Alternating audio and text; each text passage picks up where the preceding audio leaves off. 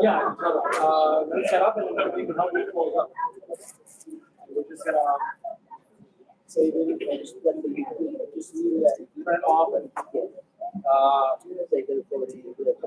yeah, leave it the way it's save the way just automatically save like yeah on Mixler yeah Mixler I can do one computer I think so. So right now I already set that up.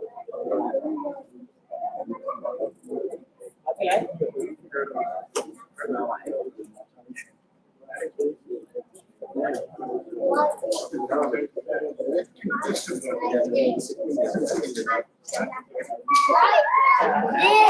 Yeah, no problem. Like this.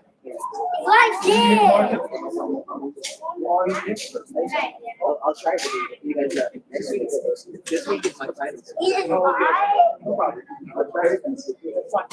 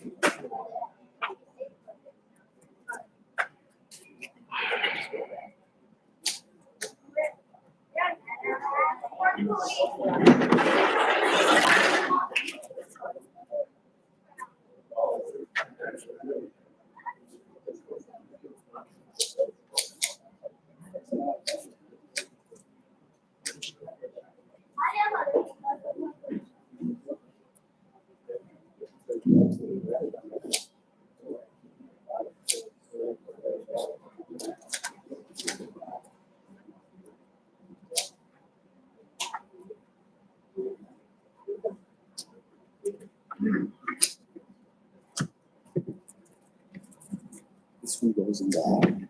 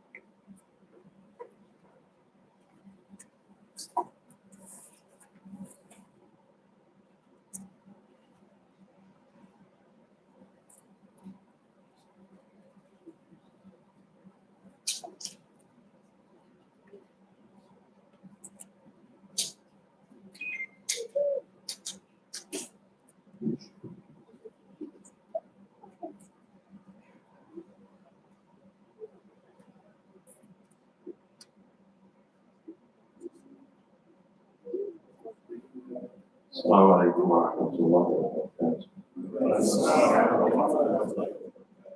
الحمد لله رب العالمين حمدا كثيرا طيبا مباركا فيه مباركا عليه كما يحب ربنا ويرضاه، وصلى اللهم وسلم وبارك على نبينا محمد وعلى آله وصحبه وسلم تسليما كثيرا. أشهد أن لا إله إلا الله وحده لا شريك له، وأشهد أن محمدا عبده ورسوله، بلغ الرسالة وأدى الأمانة ونصح للأمة وجاهد في الله حق جهاده حتى أتاه اليقين عليه من ربه أفضل الصلاة والتسليم. أما بعد, then to begin, we thank and we praise Allah subhanahu wa ta'ala who brought our hearts together and our bodies together in this place. And as much as the Masjid are the most loved locations to Allah Tabaraka wa Ta'ala, and the attachment of a person's heart to the house of Allah, to the Masjid, dalalatun ala al-iman, is an indication of their iman. Allah subhanahu wa ta'ala, He said, إنما يعمر مساجد الله من آمن بالله واليوم الآخر وأقام الصلاة وآتى الزكاة ولم يخشى إلا الله فعسى أولئك أن يكونوا من المهتدين. That the masajid, that they are only frequented and supported by those who believe in Allah in the last day, and who establish the prayer, who pay, who pour, do, and purify themselves, and do not fear anyone other than Allah. فَعَسَى أُولَٰئِكَ أَن يَكُونُوا مِنَ الْمُهْتَدِينَ. Perhaps these ones will be from the muhtadeen. The ulama of tafsir, they say, عَسَى لِلَّهِ wajib. When Allah subhanahu wa ta'ala says perhaps asa about something that only He has the power to do, then it means that it is something that is definite. أَوْجَبَهُ اللَّهُ عَلَى نَفْسِهِ. Allah subhanahu wa ta'ala has obligated upon Himself to bless the Umar al-Masajid, those people who frequent the Masajid, support the houses of Allah Tabaraka wa ta'ala. This comes in the hadith of Abu Hurairah radiyallahu ta'ala anhu wa ardahu. This found in the Musnad of Imam Ahmad rahimahullah ta'ala, going to be Hasan by Imam Muhammad Nasir al-Din al-Albani rahmatullahi alayhi, may Allah have mercy upon him, that the Messenger of Allah alayhi salatu wasalam said, Inna lil masajidi awtada. The masajid have awtad. We have awtada. Watad is a pillar that you use to erect a tent. And the masajid have pillars. Awtad, meaning the ruwad of the masajid, the people who frequent the masajid. Indeed, the masajid, inna lil masajidi awtada. Indeed, the masajid have awtad, have pillars. Al-malaikatu julasa'uhum. The julasa, those who sit with them, are the malaika, are the angels. The angels sit with those who sit in the masjid. In al-ghabu yaftaqidunahum. When they are not present in the masjid, because the person, even though he is outside of the masjid, he is as has been described by the Prophet sallallahu alaihi wasallam in the hadith of sab'a yudhilluhum Allahu fi dhillihi. And the seven that are under the shade of the throne of Allah tabaraka wa ta'ala, when he said, وَرَجُلٌ قَلْبُهُ مُعَلَّقٌ بِالْمَسَاجِدِ الْجَمْعِ الْمَسَاجِدِ قَلْبُهُ مُعَلَّقٌ بِالْمَسَاجِدِ. And he amongst the seven that are under the shade of the throne of Allah on the day where there is no shade but the shade of Allah, on the day of judgment, is a man whose heart is mu'allaq bil masajid, is connected to the masajid in the plural, and his heart is connected to the houses of Allah tabarak wa ta'ala.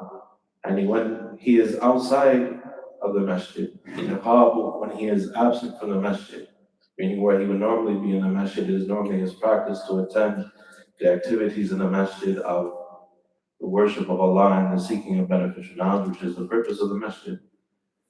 In ghabu yaftaqiduna, when he is absent from the masjid, yaftaqiduna, the malaika look for him. وَإِن مرضوا عادوا. And if he is sick, the angels visit him. وإن كانوا في حاجة أعانوه. And if he has any need that he is attending to, the angels help him with his need. وجليس المسجد على ثلاث خصال or خلال. And the one who sits in the masjid will benefit from one or more of three things. أخي مستفاد أو كلمة حكمة أو رحمة منتظرة. He will find a brother that he can be of a benefit for, or he will hear a statement of wisdom, something from the book of Allah, the Sunnah of the Prophet sallallahu alaihi wasallam, what explains the Quran and the Sunnah from this speech of the ulama of Islam throughout time, and he will hear something of beneficial knowledge, something of wisdom. It will increase him in wisdom. Or rahmati muntadara, or rahmah. Or the third is mercy from Allah muntadara, and he that is hoped for and expected, and he that he is waiting for. May Allah make us from them.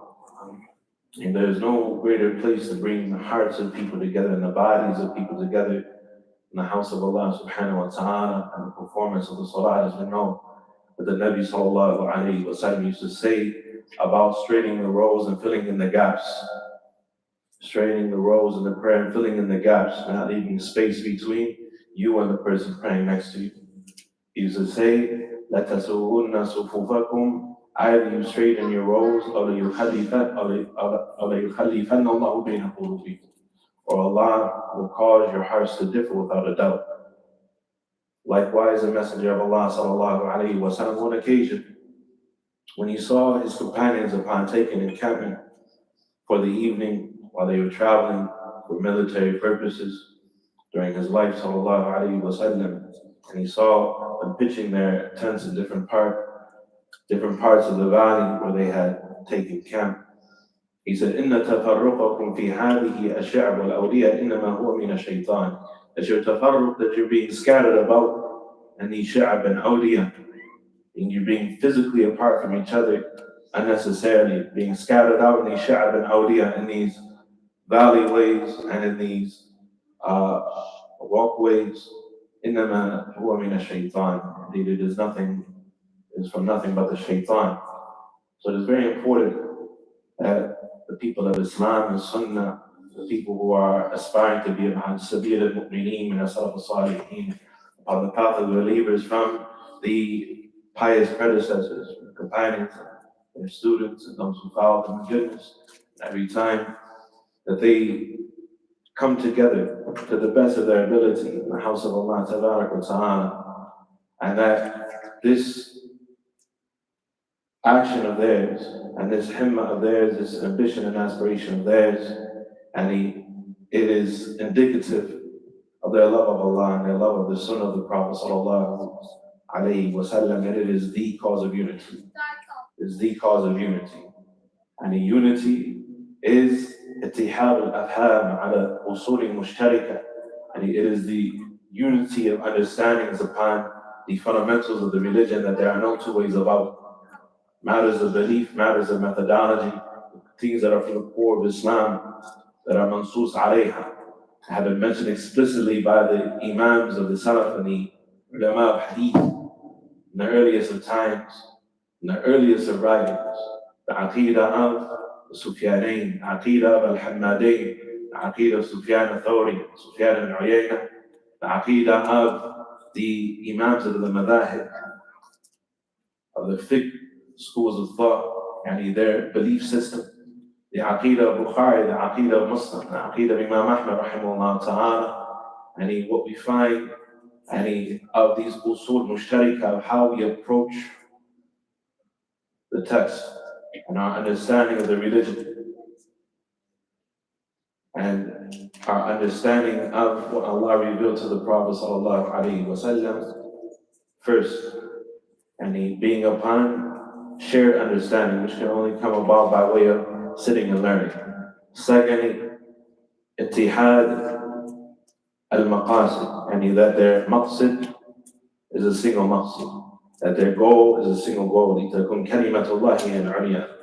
As an Imam As-Sa'di rahimahullah ta'ala, he mentions in his tremendous book about the principles of principles that are taken from the Quran, al-Qawa'id al-Hisan, متعلقة في تفسير القرآن.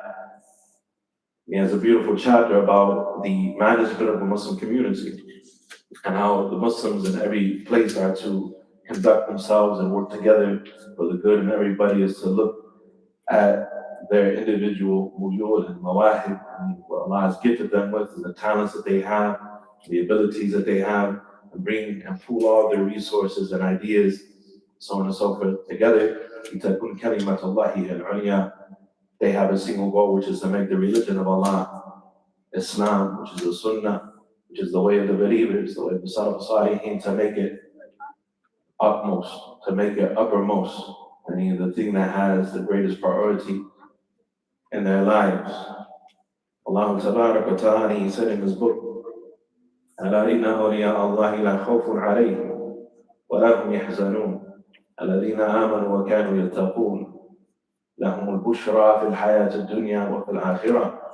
Allah Subhanahu wa Ta'ala, He said, indeed the allies of Allah, there is no fear upon them, meaning as pertains what is awaiting them in the future. From this point to the time that they die, or they're in the barzakh, and up until يَلْقَوْنَ اللَّهَ وَهُوَ عَنْهُمْ رَاضٍ, until they meet Allah and Allah is pleased with them. They have nothing to fear. They have nothing to fear. وَلَا هُمْ يَحْزَنُونَ, nor should they grieve. They have nothing to be sad about what they leave behind. Anything that happened in the past, anything of shortcomings and mistakes, and they repent from it, Allah Tabarak wa Ta'ala, and as we find in the statement of the Prophet Sallallahu Alaihi Wasallam, a person who repents from his sin is like the one who never did it to begin with. And he says, Sallallahu Alaihi Wasallam, and nadam tawbah, and nadam, just being remorseful for what you have done by itself, is tawbah, is repentance. It means that the most important aspect of repentance. They have nothing to be sad about, any of the mistakes of the past, or what they leave behind, who they leave behind with their families and their children, and the time of their demise and their death. And death can come at any moment to a person. This is the reality of the allies of Allah. There's no fear upon them, nor should they grieve. Al-Imam al-Balawi, rahimahullah ta'ala, the great Imam of Tafsir, he said, may Allah have mercy upon him. He said, وَقَالَ بَعْضُ الْمُفَسِّرِينَ, that some of the early scholars of Tafsir, they said about the awliya of Allah, Tabarak wa Ta'ala, who are the allies of Allah? He said, هُمَ الْمُتَحَابُّونَ فِي اللَّهِ, they are those who love each other for the sake of Allah. Tabarak wa Ta'ala. As comes in the hadith of Abu Hurairah, and there are many hadith that are similar to it, hadith Qudsi, in which the Nabi sallallahu alayhi wa sallam said, يقول رب العزة والجلال, يقول الله تعالى, Allah, exalted be He the Most High. He said, وجبت محبتي للمتحابين فيا, that I have made my love definite, and to be right. I have made my love to be the right of those who love one another for my sake. وَوَجَبَتْ مَحَبَّتِي لِلْمُتَزَاوِرِينَ فِيَّ, and I have made my love to be something definite for those who visit one another for my sake. Alhamdulillah, we visit Masjid. This is my first time here in Skokie, and really in Chicago. I don't think I've ever given even a khutbah, a dars ever in Chicago before. Even though I grew up just 3 hours from here. I spent much of my life in the area. I've visited communities over the years, but this is my first time being here, and I see faces here, and that we see the other communities. We've seen in the seminar, Methalan in Minneapolis some months ago, that we've seen at the Germantown seminar in Philadelphia just recently, or that we saw in Baltimore, in DC, or in other communities. And they visit one another for my sake, Allah says. I have made my love mandatory for those who visit one another for my sake. And for this reason, because of this hadith and what is similar to it, and because those who love each other for the sake of Allah, and visit each other for the sake of Allah, وَالْمُتَبَادِلِينَ فِيهَا, who go the extra mile to aid each other for the sake of Allah. Tabarak wa Ta'ala, we have always heard from our scholars and visiting them in their homes and contacting them over the phone and that sort of thing. And the advice, the people of Sunnah and Yatazawa, that they visit each other, they support one another, they help the endeavors and the efforts of one another. The great Imam al-Sunnah al-Asbahani, rahmatullahi alayhi, he said in his tremendous book Al-Hujjah, the Bayan al-Mahajjah, and his 2-volume book on the Creed of Ahl Sunnah, he said, this great Imam who died in the year 535 after the Hijrah of the Prophet sallallahu alayhi wa sallam, he said, may Allah have mercy upon him, وَعَلَى الْمَرْءِ مَحَبَّةُ أَهْلِ السُّنَّةِ أَيَّ مَوْضِعٍ كَانُ. It is upon a man to love the people of Sunnah, no matter where they are. رَجَاءَ مَحَبَّةِ اللَّهِ لَهُ. Doing so because he hopes that Allah in return for that will love him. Doing so, loving them out of hope that in return that Allah subhanahu wa ta'ala will love him. وَجَاءَ عَلَى النَّبِي صلى الله عليه وسلم, has come likewise from the Prophet sallallahu alayhi wa sallam in a hadith, As-Sunnah ba'du ahl al-ilm, has been graded to be hasan by a number of the people of knowledge, that the Messenger of Allah sallallahu alayhi wa sallam said, ma'anahu, the meaning of the hadith, and that when two people love each other for the sake of Allah, and the one that is most loved to Allah from between the two is the one who أشد حبا لأخيه, and he has most love, and he's the one who loves his brother the most. And so this is Allah is merciful to those who show mercy. It's like Allah forgives those who forgive, pardons those who pardon others. Likewise, Allah Tabaraka wa Ta'ala, He loves those who love the people of Islam and Sunnah. May Allah make us from them. Over the course of these 4 days that we have together, these short 4 days that we have together, I want to bring some elementary points about a very important subject matter of Islam that is necessary, like every other branch of learning in Islam, for the people of Sunnah to have some mastery of it, to have their claim to. A subject matter that is spoken about by al-firaq, by all of the sects, and especially by al-mutasawwifa, al-sufiyya, and by the Sufis. The subject matter of what is called ilm al-suluk. The subject matter of the study of al-suluk. Al-suluk, literally what is meant by it, as is stated by Sadiq Hasan Khan in his book Abjad al-Ulum, and al-suluk is معرفة النفس ما لها وما عليها من الوجدانيات ويسمى بعلم الأخلاق. And it is that the nafs of the person, the self of a person, knows about the states that it encounters that are beneficial for it and that are detrimental for it.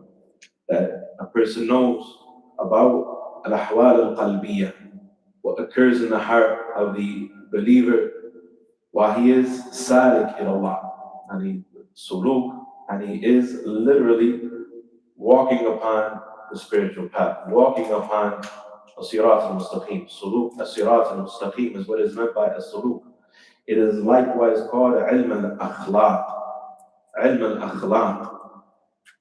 ويسميه البعض علم التصوف وهذا غلط لا يقبل. Some of them, many throughout the history of Islam, they call it the study of at-tasawwuf or as-sufiyya. As-sufiyya, and the earliest of the Sufiyya who were upon the aqeedah of Ahl Sunnah before they went to extremes in kufr and extremes in the worship of others besides Allah Tabarak wa Ta'ala, and extremes in mysticism and superstition, etc. And they called it at-tasawwuf. At-tasawwuf, وهذه الكلمة, and this statement, التصوف لا أصل لها في اللغة ولا في الشرع. There's no basis for it in the Arabic language, nor in the text of the religion, nor in the urf, in the aada of the Ra'id al-Awwal, the first generation of Islam and the second generation of Islam. It was something that was introduced في في آخر عصر التابعين, and it's the end of the time of the tabi'een, after the death of the great Imam Al-Hasan al-Basri and others. And the maqsid of it, what is even meant by the word tasawwuf or Sufi, and being unclear in the Arabic language, even what that could possibly mean.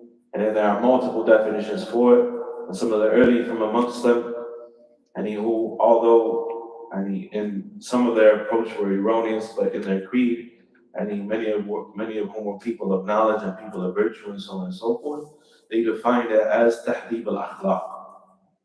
Tahdib al-akhlaq. So it is that subject matter, we throw that word to the side. We throw that word to the side because in the earliest of times, that is what it refers to, the Reformation and the refining of character, and the refining one's character. And one's character is Surat al-Insan al-Batin, what a person looks like on the inside. From the character of a person is knowledge, from the character of a person is courage, from the character of a person is generosity, from the character of a person is patience, etc. And all of these things are from the conditions of the heart, and they are the things that are from the core of Iman. As was said by Abdullah ibn Mas'ud, Mathalan, for example, that he said, Al-Imanu nisfan, fa-nisfun sabrun wa nisfun shukr. Iman is twofold, two halves to Iman. One half of Iman is patience, one half of Iman is gratitude. وذلك, the ulama they say, وذلك إن لله تبارك وتعالى على عبده عبودية بالسراء والضراء. That is because Allah has the right to be worshipped by His servant in a situation of ease and a situation of difficulty. Worshipping Allah in a situation of ease is patience, or is gratitude rather, and worshipping Allah in a situation of difficulty is patience. And so these matters must be learned by the people of Sunnah. And a word, and probably what we could say is one of the most useful, if not the most useful, term that we can use to describe what is called ilm al-suluk, and the study of the spiritual journey, or the study of spiritual conduct or religious conduct, what happens in the heart and how that affects a person's behavior. Study of any religious behavior, spiritual, any conduct, the affairs of the heart and the soul, and these sorts of things. One of the best words that has been used by the scholars, and that is closely aligned to the core of Islam, is al-ubudiyya. Al-ubudiyya. Al-ubudiyya. And the servitude for Allah, and the worship of Allah, Tabarak wa Ta'ala. And so this subject matter was written exhaustively about throughout the history of Islam, and the most common name that was used by the early scholars from the Imams of Hadith, who were the best to write on this subject matter, was the phrase or the term az-zuhd and al-raqa'iq. Az-zuhd and al-raqa'iq. Az-zuhd, any heart softeners, or az-zuhd, any literally az-zuhd means tarku ma yadurru fil akhirah. And is to leave off what doesn't benefit you, or to leave off rather what harms you in the hereafter. To leave off what harms you in the hereafter. And az-zuhd, and he is from Anasir al-Najat, and it is from the keys to salvation, and from the keys to the salah, the fard and the mujtami', and the rectitude of the individual and the society and the community. As comes in the statement of the Prophet sallallahu alaihi wasallam, that is found in the Musnad and found and with Al-Hafiz Abdul Qawi al-Mundhiri in his book At-Targhib wa Tarhib, and great to be authentic by Al-Albani rahimahullah ta'ala, and he said نجاة أول هذه الأمة وفي لفظ صلاح أول هذه الأمة بالزهادة واليقين. That the rectitude and one wording, the salvation of the first part of this ummah, meaning the Sahaba and those who follow them in goodness, came about by way of az-zuhd wal yaqeen. Az-zuhd, yani being disinterested in what will not help you in the hereafter. Being disinterested in what will harm you in the hereafter. And being disinterested with any obsession over this world and that sort of thing. Wal yaqeen, and certainty. These two things. Az-zuhd wal yaqeen. Likewise, it was called al-raqa'iq. And this is what we find throughout the books of hadith. The great Imam الدارمي مثلا has kitab al-raqaq, or Nasa'i rather has kitab al-raqaq, and he heart softeners. However, what we're going to come to see, inshallah ta'ala, is that it is much more than that. As you say, heart softeners. People come together to learn about character, heart softeners, and so on and so forth, but they never touch on the most important aspect of what softens the heart and brings light to the heart and heals the heart and helps the person to fight against his nafs, his self that is insisting upon and commanding him with evil, which is the Tawheed of Allah, to know about Allah and His names and His attributes and His right to be worshipped. Tabarak wa ta'ala. So the knowledge of As-Suluk is called by different names, and this is the most common name, Az-Zuhd.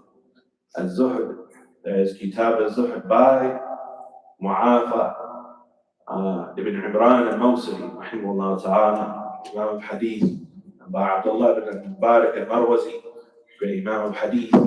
Kitab Az-Zuhd by Imam Ahmad ibn Muhammad al-Shaybani, by Al-Asad ibn Musa, and others from the Salaf al-Salihin. There are at least 12 books published that are still in existence today, written by the Imams of Hadith in the early generations of Islam, from the time of the Tabi'een and the Tabi'at Atba', and the Imams of Hadith in the Asr al-Tawawi, and in the third, fourth, and fifth generations of Islam that carry this name.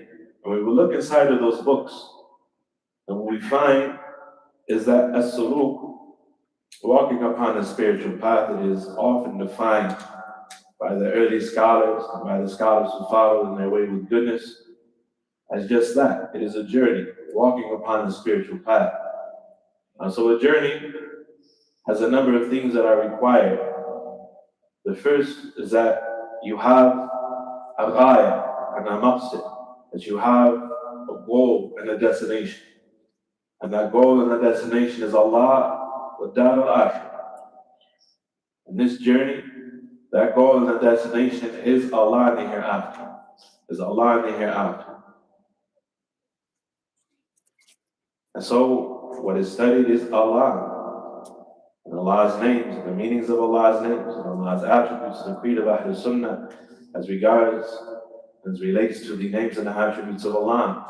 إثباتا بلا تشبيه وتنزيه بلا تعطيل ليس كمثله شيء وهو السميع البصير.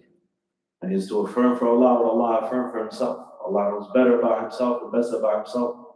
There is no one from mankind who knows better about Allah than the Messenger of Allah sallallahu alayhi wa sallam, the one who said, أَنَا أَتْقَاكُمْ لِلَّهِ وَأَعْلَمُكُمْ بِهِ. That I am the one who fears Allah the most from amongst you, and the one who knows Allah the best from amongst you. And who says sallallahu alayhi wa sallam, لا أحصي ثناء عليك أنت كما أثنيت على نفسك. But despite what he knew about Allah, the names and the attributes of Allah, and when he understood of that, he says sallallahu alayhi wa sallam, I don't have the ability to praise you fully, O Allah, but rather you are just as you praise yourself. And so what Allah has described for Himself with, and affirmed for Himself with beauty and perfection and greatness, and boundless knowledge, and boundless power, wisdom, and what He has in names and attributes and actions that only He can do, tabarak wa ta'ala, things that He is munfaridun biha, the things that are His khasa'is, that are exclusive to Him, that He is singled out with. This is the greatest means to learn that, is the greatest sabab, is ziyad al-iman, is the greatest means to increase one's faith. That's another way that we can define the subject matter. We say, what is the ghaya behind it? What is the goal of this subject matter and learning about this subject matter? We say quite simply, it is the increase in faith. The increase in faith, that a person takes the means. The ulama, they say that there's nothing that is more effectual, nothing that is more effective in increasing a person's iman than learning about the names of Allah, Tabaraka wa Ta'ala, and their meanings, and acting according to that knowledge. And acting according to that knowledge. The more a person knows that Allah knows all, sees all, hears all, controls benefit and harm, etc. The more they know about Allah, and the guidance of Allah, and that Allah provides and sustains everyone, protects everyone, and that only Allah can give victory, and that only Allah Ta'ala can raise a person and lower a person, to honor a person and humiliate a person in truth. Then their sincerity for Allah and their singling out Allah with their love, their hope, their fear, and their veneration increases more and more. And this is the foundation of faith, making everything that is built upon it strong and lofty. And so this subject matter is Naham al-Muhimmat, so the most important of our matters. We look at those who wrote about it in the history of Islam, like some who we alluded to, who wrote the books of As-Zuhd or Raqa'id, and the books of As-Zuhd and Heart Softeners, and inside of the books of Hadith or standalone books by themselves. And from the greatest to write on that subject matter was the great Imam Abu Bakr ibn Abi Dunya, rahimahullah ta'ala, who has individual standalone books on the subject. And we look at all of this wealth of knowledge that is musnada, and all of these athar, all of these narrations and reports that are reported from the scholars all the way back to those who first said them, and from the Prophet ﷺ and his companions and the righteous people, and who followed them in goodness and that sort of thing.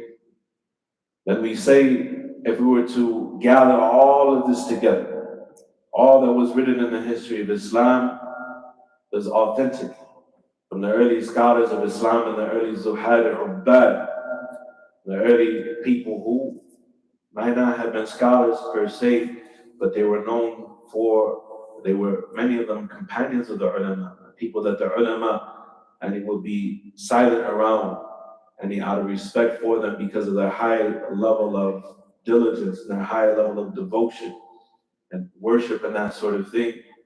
We would say that from the greatest, if not the greatest, of scholars to write on the subject matter was a great Imam, Muhammad bin Abi Bakr al-Zar'i, who we know as Ibn Qayyim al-Jawziyya rahimahullah ta'ala, who died in the year 751 after the hijrah of the Prophet sallallahu alayhi wa sallam. So we have a resource, actually a book, a series of books I'm working on. The first is now been published on the subject matter, what has been written by specifically Ibn Qayyim and his Shaykh al-Islam, Ahmed ibn Abd al-Halim ibn Taymiyyah rahimahullah ta'ala, who died in the year 728 after the hijrah of the Prophet sallallahu alayhi wa sallam, and on this subject matter, And when we look into the words of the scholars, what they explain from the Quran and the Sunnah and the statements of the scholars and the righteous throughout time, then we see that there is a war and a conflict and a dissonance, a disconnect between the heart of a person and their behavior.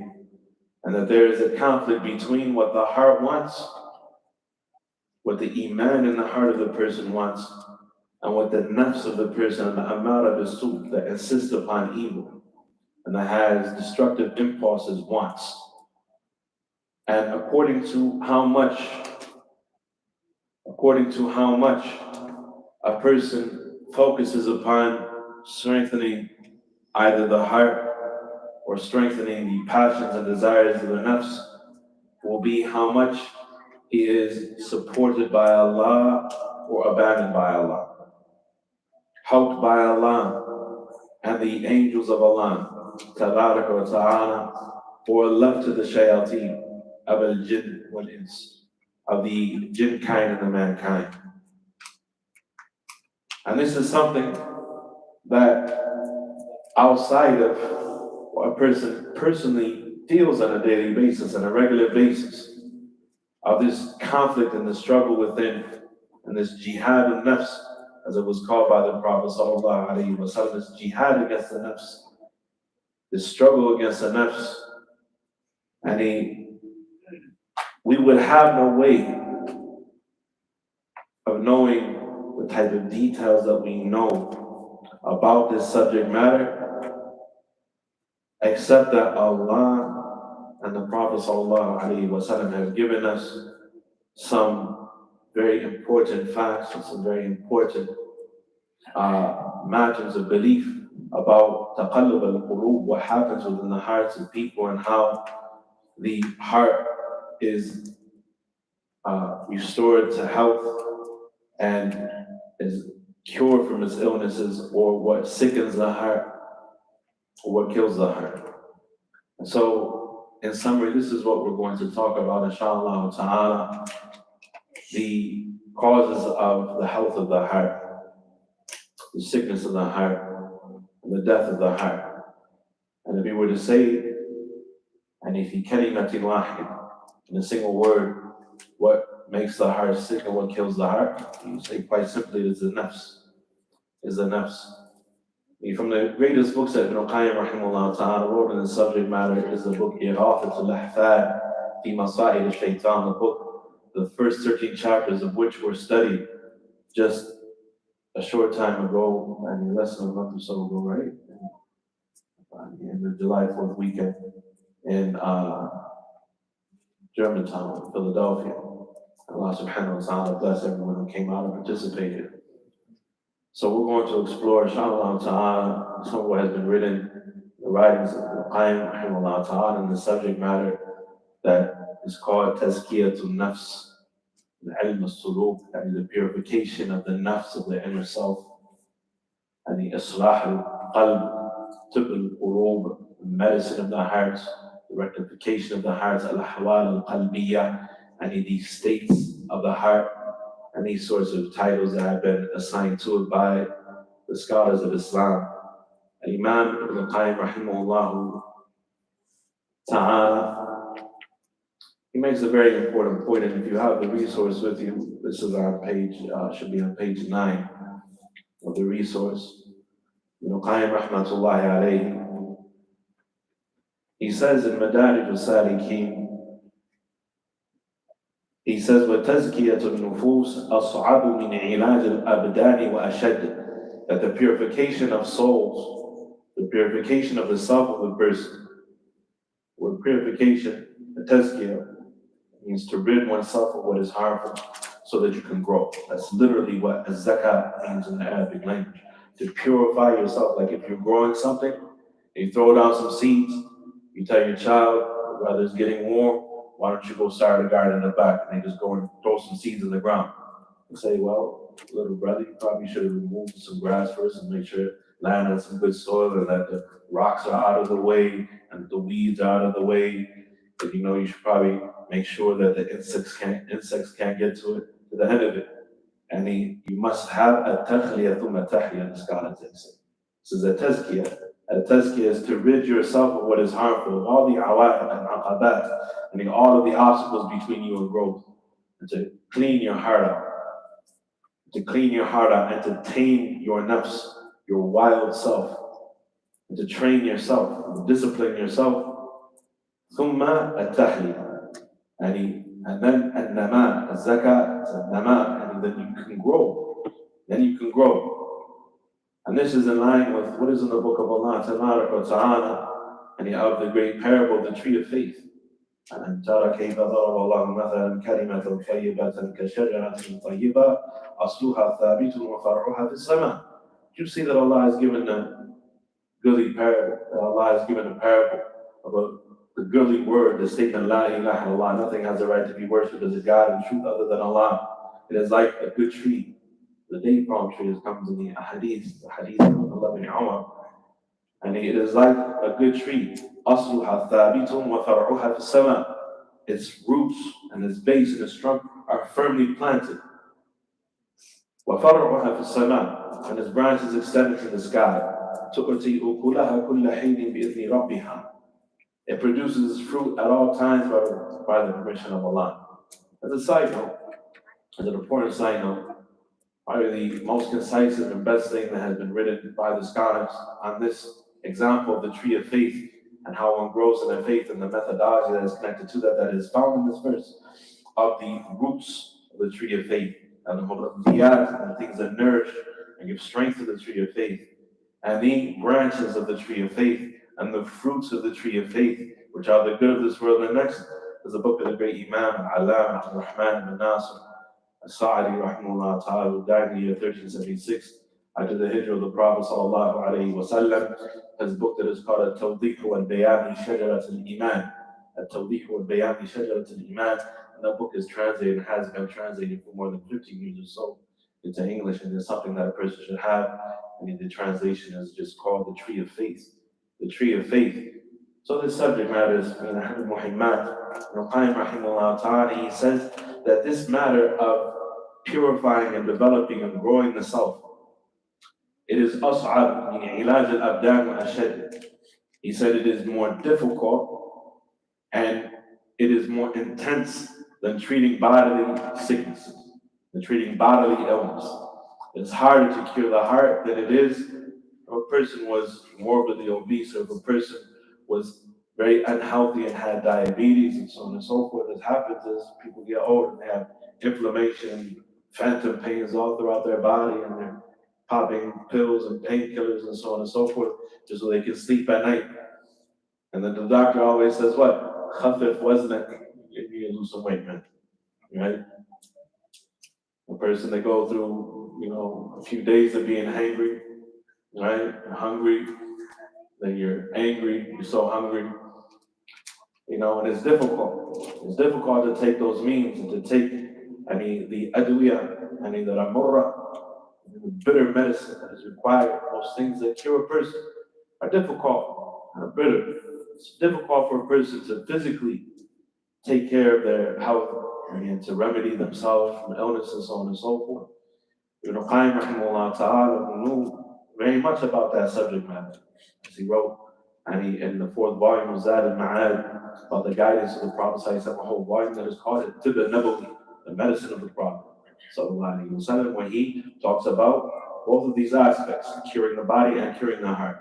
Curing the body and curing the heart, he says that is more purifying the soul.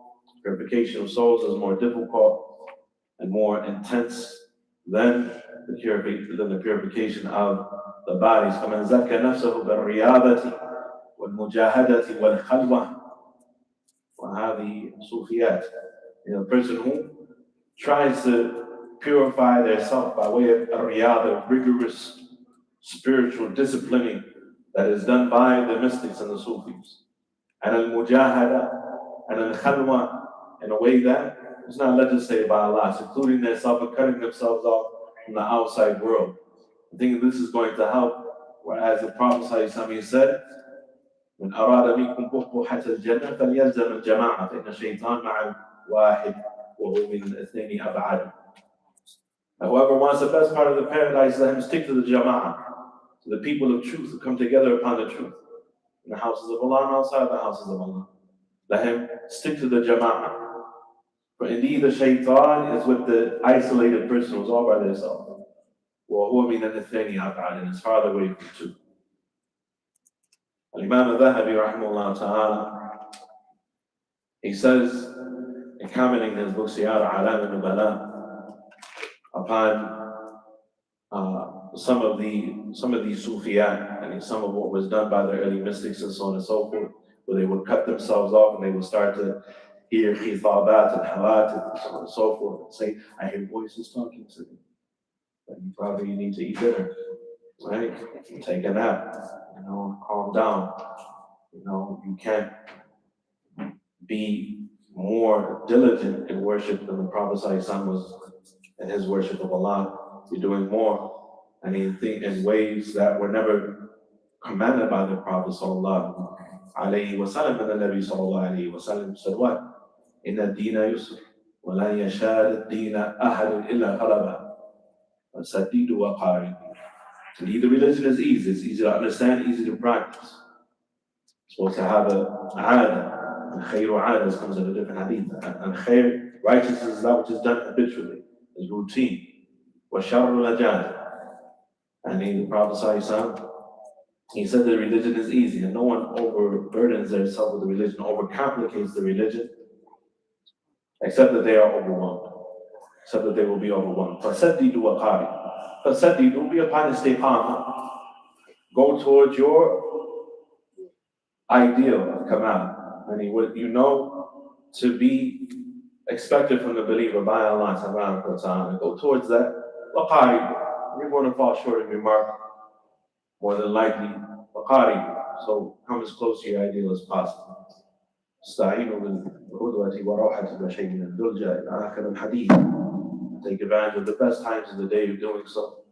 And you have the latter part of the night before the Adhan al-Fajr, and the time after Salat al-Fajr for dhikr and recitation and studying and so on and so forth.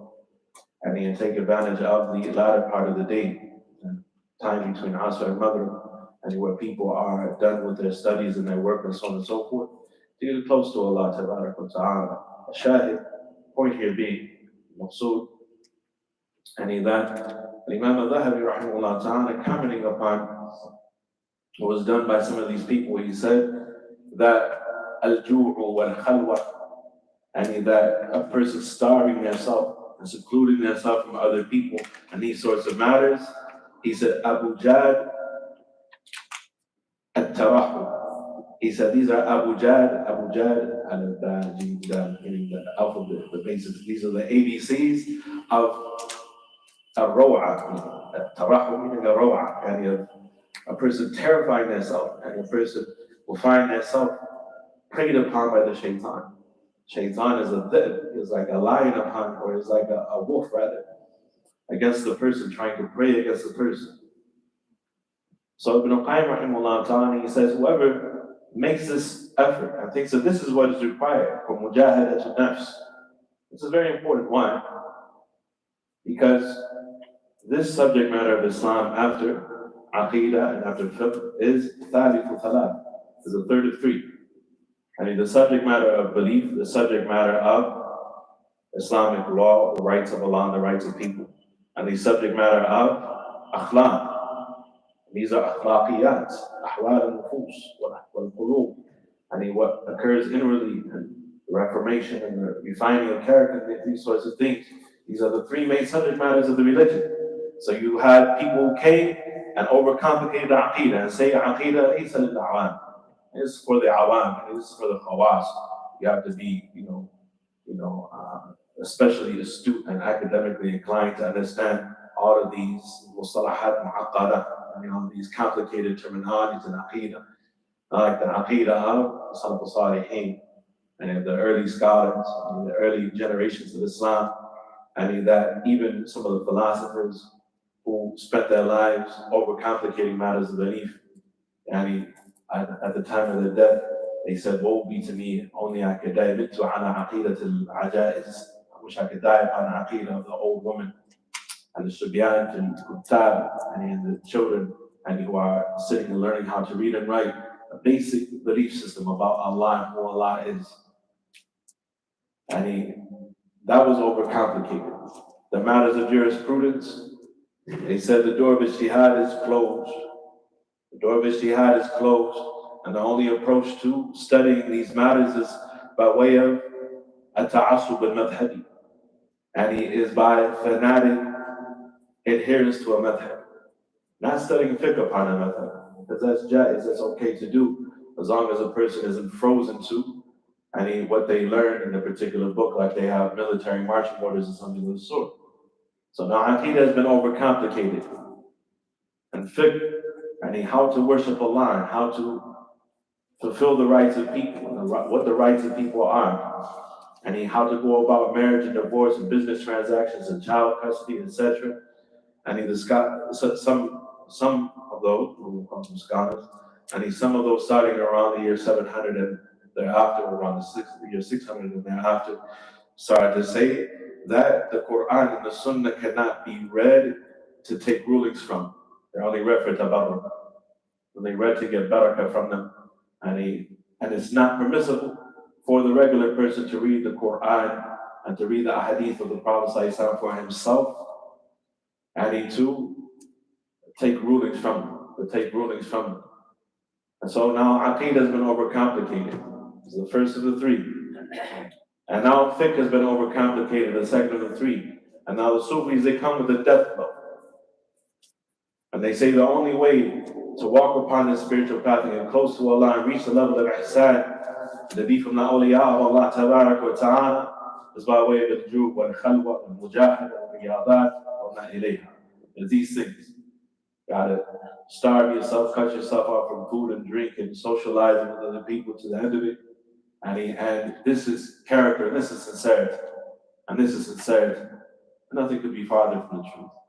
When you read the life of the Prophet ﷺ and how he was, مع القريب والبعيد, مع المسلم والكافر, and his ta'amul, and how he interacted with those that he knew and those who were strangers to him, who were Muslim and those who were non-Muslim, and those who were allies and those who were enemies, and the wisdom of the Prophet sallallahu alayhi wa sallam, and the wisdom of the companions of the Prophet ridwanullahi alayhim ajma'een. And then know that there is nothing, a person is familiar with that, and then know that there is nothing of this sort that is found in the early generations of Islam. Ibn Qayyim rahimahullah ta'ala, he says, and these matters التي لم يجئ بها الرسل وهو كالمريض, and a person who thinks that he can purify himself, whoever thinks that they can purify themselves with these innovative practices, overburdening oneself, and that is what is necessary for character refinement and so on and so forth. And these matters that the messengers never came with. فهو كالمريض الذي يعالج نفسه برأيه دون معرفة الطبيب. He said this person is like a patient who treats themselves based upon their own opinion without a physician's knowledge, without consulting a physician for what the physician knows. And a person, they say, this is what I feel. This is how I feel. I feel warm and fuzzy inside about this. I know, doctor, you told me to do this, that, and the third, and I have a chronic illness, and if I don't do what you say, things aren't going to work out for the best. But I Googled somebody, and I found somebody on YouTube. They said if I take these salts, this combination of minerals from the Himalayan mountains, that tastes like garbage, and it'll cure my cancer, or it'll cure me from high blood pressure, etc. You say this is sha'wada, aqrab ila sha'wada. This is like shamanism, right? It's like the village witch doctor who's going to come with his grass skirt and a broom and start being in the corners of the house and chanting and so on and so forth. This is what happens. The person tries to cure themselves without looking at valid knowledge. And there is no knowledge that is more valid and more authentic. What Allah revealed to the prophets and their messengers, alayhim as-salatu was-salam, فَالرُّسُلُ أَثِقْبَاءُ الْقُلُوبِ. Ibn Qayyim said that the messengers are the physicians of the hearts. They are the doctors of the hearts. The messengers, the prophets, they are the doctors of the hearts.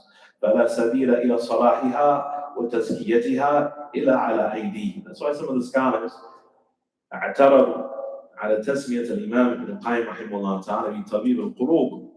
So some of the scholars disliked and they disagreed with the statement that is common with many Muslims, and some people who have some inclination towards knowledge, when they call Ibn Qayyim the doctor of the hearts. Because what does Ibn Qayyim say here? Who are the doctors of the hearts? The prophets and the messengers. They were the doctors of the hearts. They were the doctors of the hearts. The prophets they were the doctors of the hearts. عليهم الصلاة والسلام فلا سبيل إلى صلاحها وتزكيتها إلا على أيديهم. There's no way to set the heart aright, the rectitude of the heart, or the tazkiyah of the heart, the purification of the heart, إلا على أيديهم, except upon their hands, except by taking and receiving what they came with. وبمحض الانقياد والتسليم له, Wallahu musta'an. And by complete submission to what they came with. And Allah subhanahu wa ta'ala is the one who is sought for help. Allah to the other.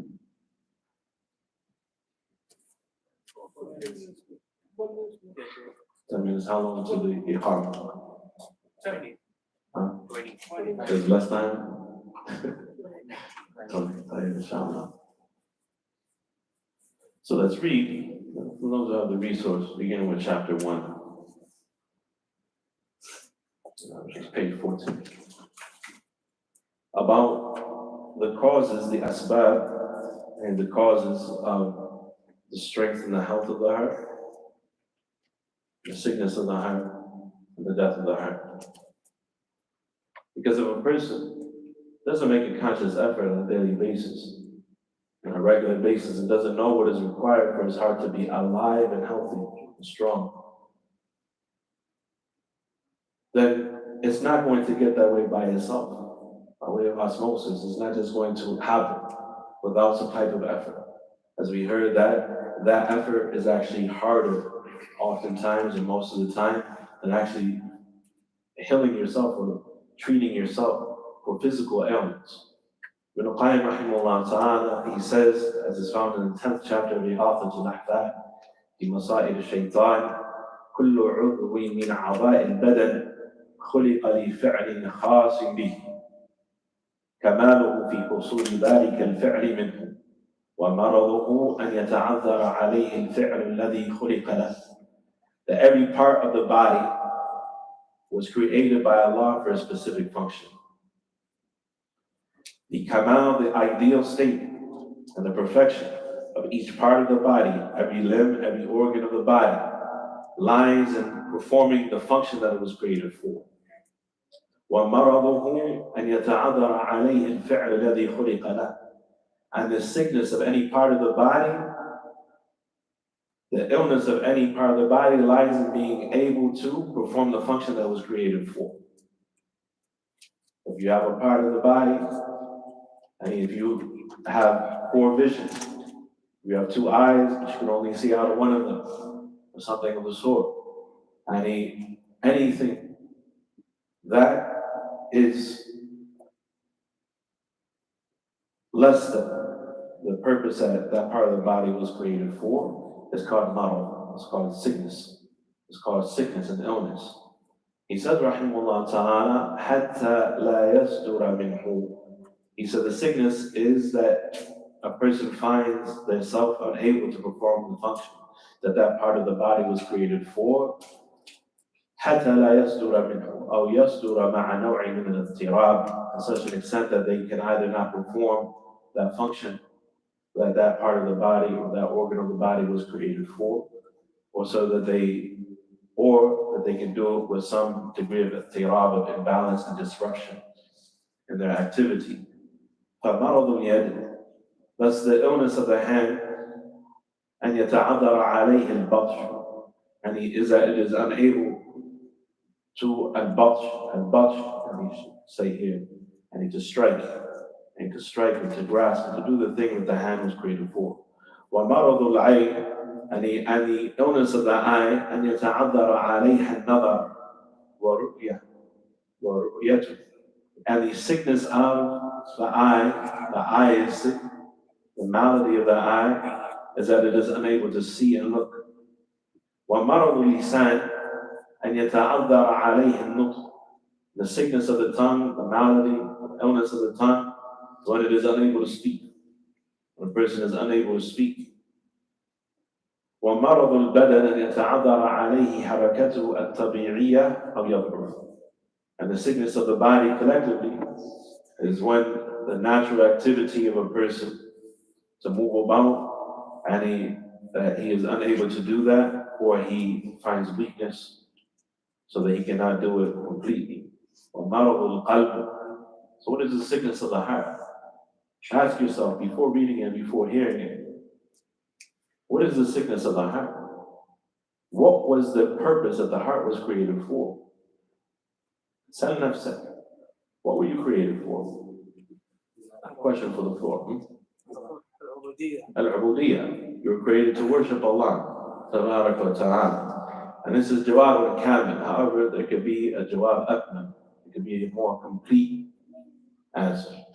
There are, when we look at the Quran, 3 explicit things that Allah mentions why we were created. Specifically, our hearts, why our hearts were created. In order to worship Allah, you have to, what Allah? You have to know about Allah. And this worship, as we said, and it is of 2 parts, that which is internal, the affairs of the heart, and that which is external, the statements of the tongue and the actions of the limbs. And this collectively is Iman. And a person's beliefs and the activities and actions of their heart, the statements of the tongue, the actions of the limbs, that increases and decreases according to obedience and disobedience.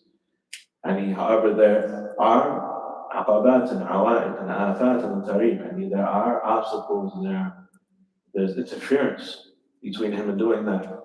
And so the 3rd reason that is found in the Quran is al-ibtila, and to be tested. We're created to be tested. We're created to be tested as relates to what we know and how we act upon them, about Allah and what Allah expects from us, and how we act upon them, which is the worship of Allah subhanahu wa ta'ala. So quite simply, that is what he's going to mention. And either this is the sickness of the heart or the death of the heart. The sickness of the heart or the death of the heart is that you either don't know or are disinterested in knowing, or have a weakness in knowledge about Allah and what Allah has revealed for your guidance and your benefit and expects from you, and lack of zeal and love and drive as it relates to that. He says, وَمَرَضُ الْقَلْبِ أَنْ يَتَعَذَّرَ عَلَيْهِ مَا خُلِقَ لَهُ من المعرفة بالله ومحبته والشوق إلى لقائه والإنابة إليه وإيثار ذلك على كل شهوة. The sickness of the heart is that it is unable to carry out what it was created for, of knowing Allah and loving Allah. These 2 things are, as we'll come to see inshallah ta'ala, knowledge and love, or knowledge and intention, or knowledge and ambition. All 3 of those really saying the same thing.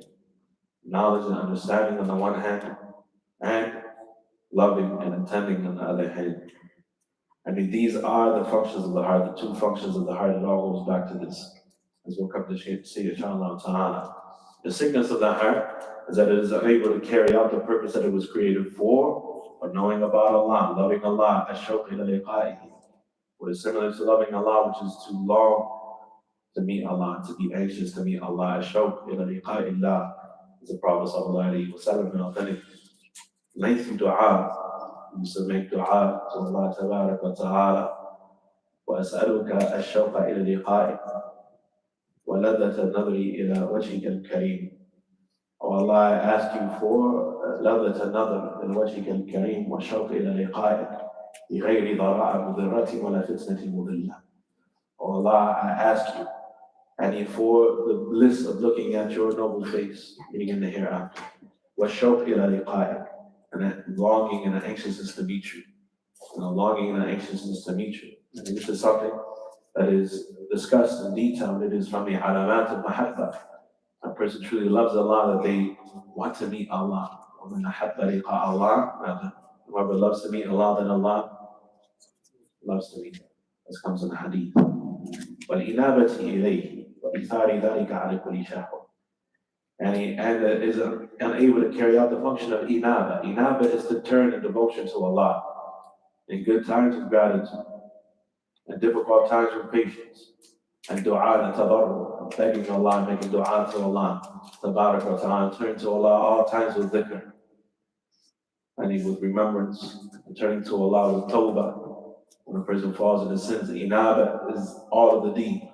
All of the deen is inaba. The point of Ibn Qayyim al-Madarij al-Salikin, he said, ad-deenu nisfan, wa nisfu tawakkul wa nisfu inaba. There are 2 halves to the religion. One half is putting your trust upon Allah, and the other half is al-inaba, turning constantly towards Allah. So a person turns to Allah in worship in good times and in bad times, and repents to Allah, and is constantly turning and returning to Allah and journeying towards Allah. This is inaba. And the heart isn't able to do that, and the heart doesn't have the inclination to do that, and the person has to force themselves to do that. It's a sign that their heart is sick. It's a sign that their heart is sick or their heart is weak, even if only incidentally or momentarily. And giving priority to all of this, to knowing Allah, loving Allah, and longing to meet Allah, and turning the devotion to Allah, giving priority and preference to that above and beyond every shahwa, every passion and desire that you have. فلو عرف العبد كل شيء ولم يعرف ربه كأنما لم يعرف شيئا. He said, if a person was to know every single thing that there is to know, if a person was a nuclear scientist, if a person and he studied molecular biology, if a person was to know the most intricate asrar of the kawn that can be known to mankind by way of technology, and so on and so forth, وَلَمْ يَعْرِفْ رَبَّهُ, he doesn't know his Lord. It's like he hasn't known anything. It's like he doesn't know anything. So Allah Tabaraka wa Ta'ala said in Surah Al-Rum, وَلَكِنَّ أَكْثَرَ النَّاسِ لَا يَعْلَمُونَ ظَاهِرًا مِنَ الْحَيَاةِ الدُّنْيَا وَهُمْ عَنِ الْآخِرَةِ هُمْ غَافِلُونَ. Majority of people have no knowledge. They only know ظَاهِرًا مِنَ الْحَيَاةِ الدُّنْيا, one obvious outward manifestation of life is real, meaning all that is collected and gathered in the knowledge of people. يفيد ظاهرا واحدا من الحياة الدنيا, a single manifestation of the life of this world, and he's something that is apparent in the life of this world. وهم عن الآخرات هم غافلون, they are heedless of the hereafter. So if a person wants to know all that could be known, everything that has been written by their hands and people, everything that has been concluded, Allah Tabaraka wa Ta'ala has given of ilham, knowledge to people, because everything that people know and everything that people have invented, they have done so by what Allah has provided them with of knowledge and ability. As the Nabi Sallallahu Alaihi Wasallam said in a hadith that's collected by Bukhari in his book, خلق أفعال العباد. The Prophet Sallallahu Alaihi Wasallam, he said, إن الله سبحانه وتعالى خالق كل صانع وما صنع. Allah is the creator of every maker of a thing and the thing that they make. The cars down the street, Allah made those. The airplanes in the sky, Allah made those. The highways you drive on, Allah made those. By means of the people. Allah doesn't need that. And they could only do the things that they did by the knowledge that Allah gave them, and so on and so forth. The person wants to know all that there is to know, be able to do all that there is to do, the things of this world, but he doesn't know Allah. Tabarak wa ta'ala, فَكَأَنَّهُ لَمْ يَعْرِفْ شَيْئًا. It's like he never knew anything. Allahu Akbar, Allahu Akbar. Allahu Akbar, Allahu Akbar. أشهد أن لا إله إلا الله. أشهد أن لا إله إلا الله.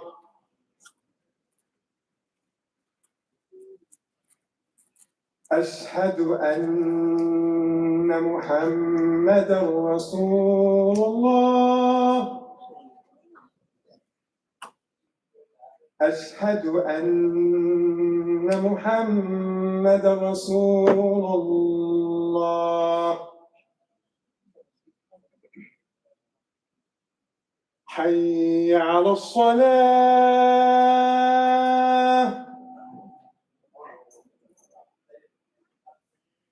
حي على الصلاة.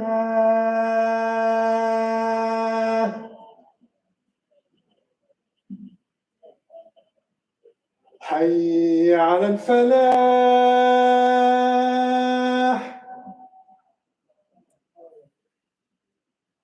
حي على الفلاح.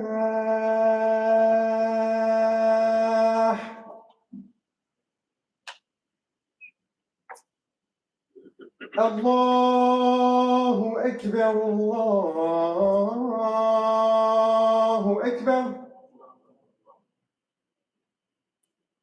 لا إله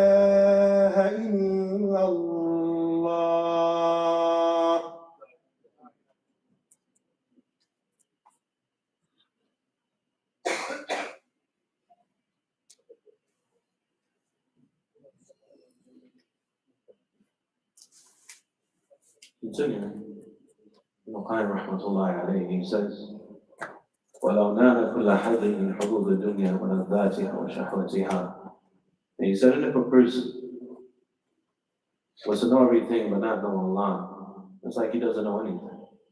And if he was to have attained every share of the world's pleasures and his desires and his indulgences, وَلَمْ يَظْفَرْ بِمَحَبَّةِ اللَّهِ وَشَوْقِ إِلَيْهِ وَالْأُنْسِ بِهِ, that he did not achieve and attain and secure for himself the love of Allah and longing for Allah and finding comfort in Allah and unspeak, finding comfort with Allah and drawing near to Allah, فَكَأَنَّهُ لَمْ يَظْفَرْ بِلَذَّةٍ وَلَا نَعِيمٍ وَلَا قُرَّةِ عَيْنٍ. And it would be as though he had never achieved any pleasure or bliss whatsoever, any coolness of the eye.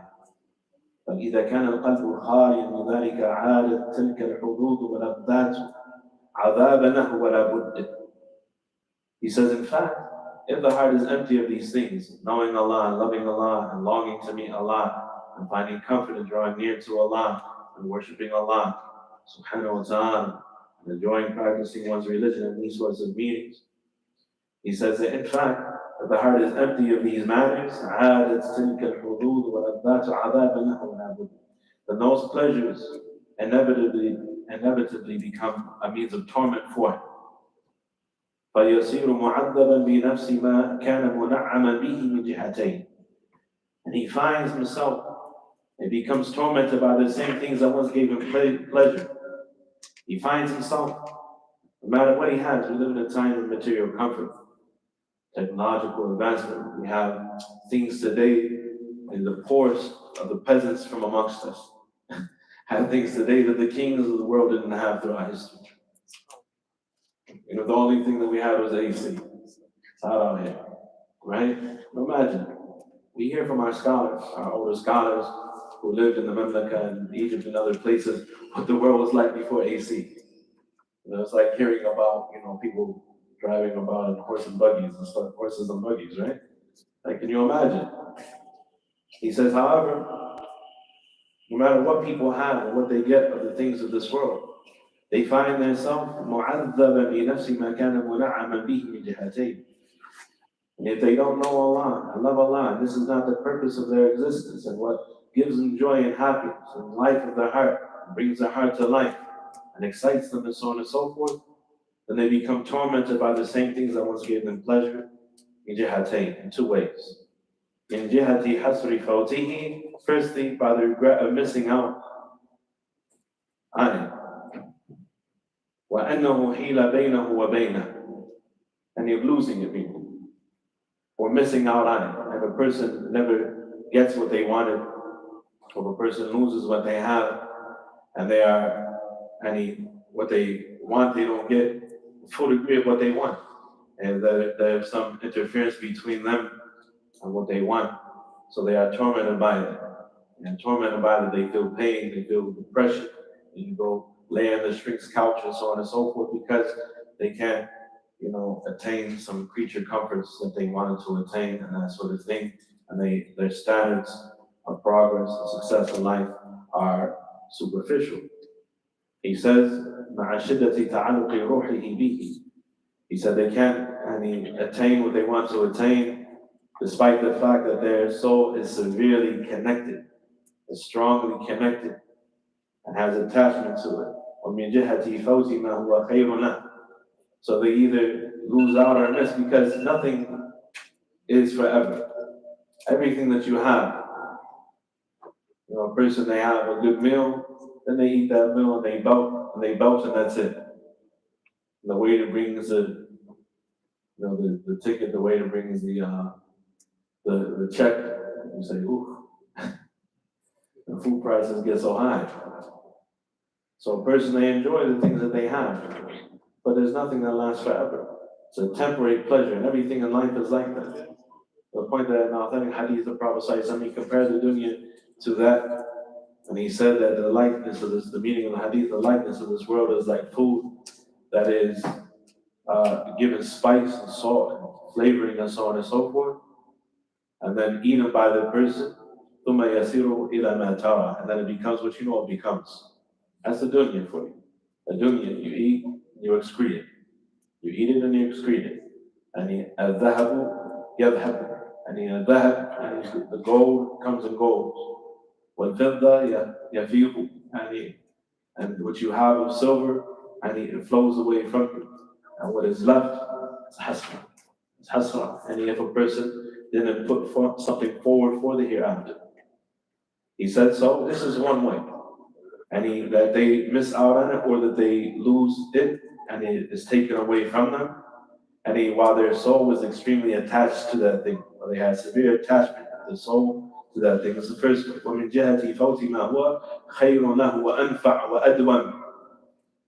And the second is more severe, is that they miss out and they lose out on what was more beneficial than what they enjoyed in the things of this world, of learning their religion and practicing their religion and cooperating upon their religion and leaving a legacy for their children, etc. These sorts of things. He said that they miss out on ما هو خير له وأنفع وأدوم حيث لم يحصل له. They miss out on those things that were better and more beneficial and more lasting and more eternal. That were more lasting or eternal. باقيات الصالحات.